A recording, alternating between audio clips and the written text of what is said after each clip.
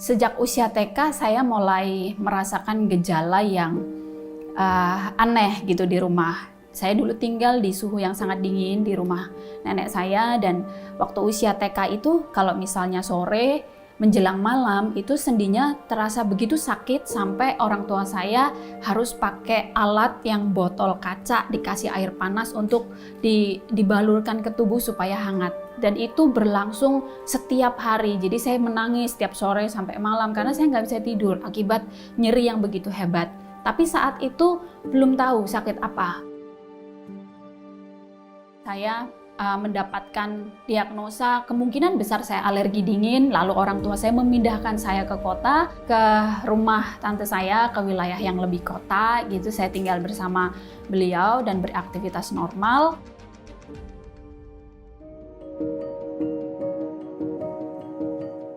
Sampai puncaknya di tahun 2006 ketika saya memasuki bangku kuliah, saya mengalami gejala yang membingungkan karena tiba-tiba saya lemas mendadak, padahal saya baru bangun tidur. Lalu kemudian kehilangan energi di saat-saat yang tidak masuk akal karena saya tidak mengerjakan apapun. Kemudian saya bisa lupa tempat tinggal saya di mana. Itu hal-hal yang membingungkan sekali pada saat itu.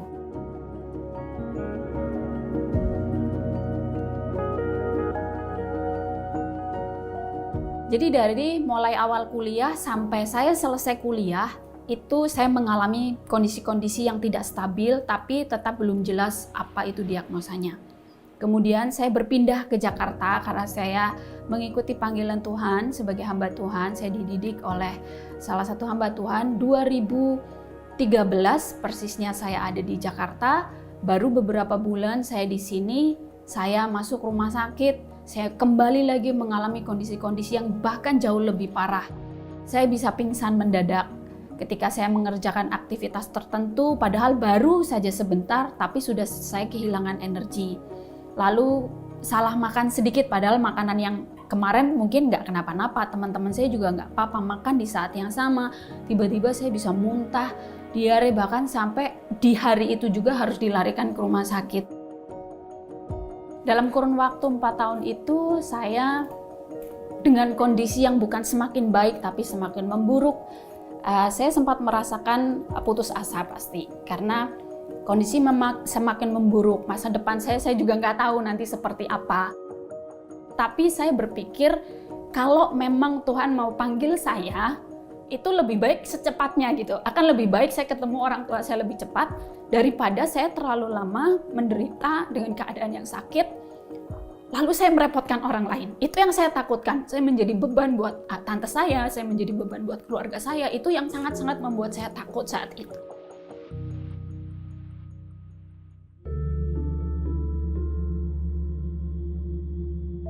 Hari-hari saya lalui dengan penuh penderitaan dan kesakitan, sampai puncaknya itu di tahun 2016 bulan Januari, ketika saya waktu mau bangun tidur, ternyata saya tidak bisa menggerakkan sama sekali tubuh saya. Untuk geser pun tidak bisa karena terlalu sakit, dan di bagian tungkai kaki saya itu terasa sangat lemah. Saya tidak bisa bergerak sama sekali, dan saat itu saya ada di rumah sendirian. Saat itu kondisi saya sangat-sangat butuh pertolongan. Gak ada yang bisa saya mintain tolong saat itu. 2 hari saya menahan rasa sakit, rasa takut, dan juga berharap ada pertolongan. Saya berdoa minta tolong sama Tuhan. Akhirnya ada teman saya yang datang, lalu teman saya minta sama pemilik rumah yang tinggal di sebelah, yang dia juga nggak tahu bahwa saya nggak pulang kampung, minta kuncinya untuk dibukakan, dan kebetulan memang saya nggak kunci pintu kamar saya. Dia masuk ke kamar saya, dia lihat saya tergeletak, dia bantuin saya langsung bawa ke UGD saat itu. Ketika perjalanan menuju rumah sakit, ada seseorang yang biasa saya visit, saya layani, itu menelpon. Karena handphone saya sudah dibantu cas oleh teman saya, dan kemudian teman saya menjelaskan kondisi saya lagi sakit parah dan sedang dibawa perjalanan ke rumah sakit. Lalu si orang ini menanyakan tentang apa yang saya alami. Singkat cerita, dalam hitungan menit, orang yang telepon saya ini memberitahukan untuk kami ganti rumah sakit karena menurut orang ini, anaknya seorang dokter, dia merasa bahwa gejala yang saya alami adalah autoimun.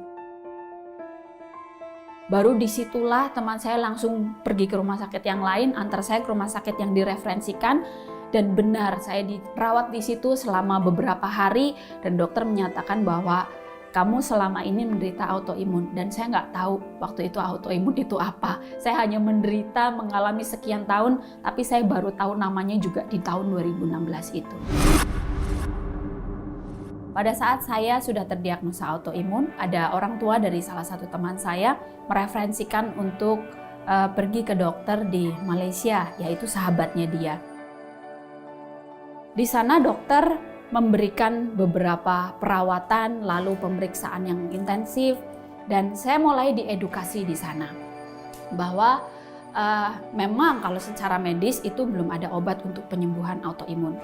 Tapi bukan berarti itu adalah akhir segalanya. Saya tetap bisa memiliki kualitas hidup yang lebih baik kalau saya mau berusaha dengan sungguh-sungguh. Dan itulah yang menjadi kekuatan saya, yang menjadi pengharapan saya. Oh, berarti masih ada harapan untuk saya. Mungkin saya memang saat itu saya berpikir mungkin saya nggak bisa jalan lagi, nggak apa-apa. Tapi paling tidak saya tidak lemah 100% dan tergantung dengan orang lain. Akhirnya dari situlah semangat saya muncul kembali, niat saya untuk berubah lebih baik lagi, untuk mengubah cara pandang saya, cara pikir saya, iman saya kepada Tuhan itu berubah total sejak saya berobat di sana.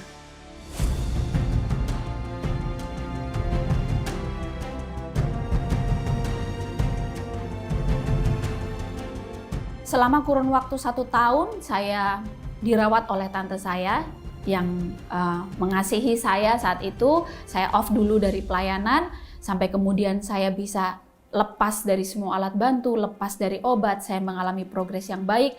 Mulai tahun 2017 kehidupan saya bangkit kembali. Puji Tuhan, Tuhan pertemukan saya dengan pria yang mengasihi saya. Saya bisa menikah tahun 2017, itu juga anugerah.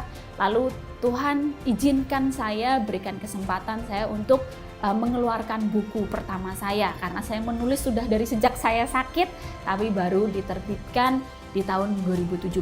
Dan sampai dengan tahun ini saya sudah menulis 2 buku mengenai perjuangan saya, bagaimana pola hidup saya dengan autoimun, dan saya sedang mempersiapkan buku ketiga saya. Saya bersyukur bahwa melalui masalah penderitaan yang saya alami di masa lalu, ternyata itu bisa menjadi berkat dan menjadi kekuatan buat orang lain.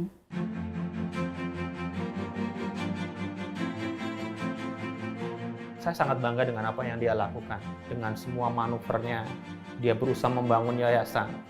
Dia berusaha menulis buku. Itu bukan untuk dia. Tidak terlalu menguntungkan kalau kita mau tulis buku. Tapi dengan apa yang dia tulis, dia berpikir itu menjadi suatu database yang bisa dilihat oleh semua orang. Dan ketika dia tidak ada, itu menjadi legacy yang bisa terus berjalan. Apalagi sekarang dia berpikir juga dunia digital, dia bikin aplikasi Android, dia bikin website. Katakanlah dia sudah tidak ada, tapi minimal apa yang pemikiran yang dia bisa tuangkan itu bisa terus berlanjut dari waktu ke waktu. Dan orang tidak perlu dengar suaranya lagi mungkin, cukup melihat karya-karya yang dia sudah ciptakan. Saya banyak diundang ke seminar, lalu saya juga mengadakan kelas-kelas intern untuk orang-orang autoimun. Saya punya kelompok sendiri, lalu saya pakai sosial media, website itu untuk mengedukasi orang-orang mengenai autoimun. Dan puji Tuhan sampai dengan tahun ini sudah ribuan orang terbantu. Seperti firman Tuhan dalam Yeremia 29 ayat 11 berkata bahwa sebab aku mengetahui rancangan-rancangan apa yang ada padaku mengenai kamu, yaitu rancangan damai sejahtera, bukan rancangan kecelakaan, melainkan rancangan damai sejahtera yang membawa hari depan penuh harapan.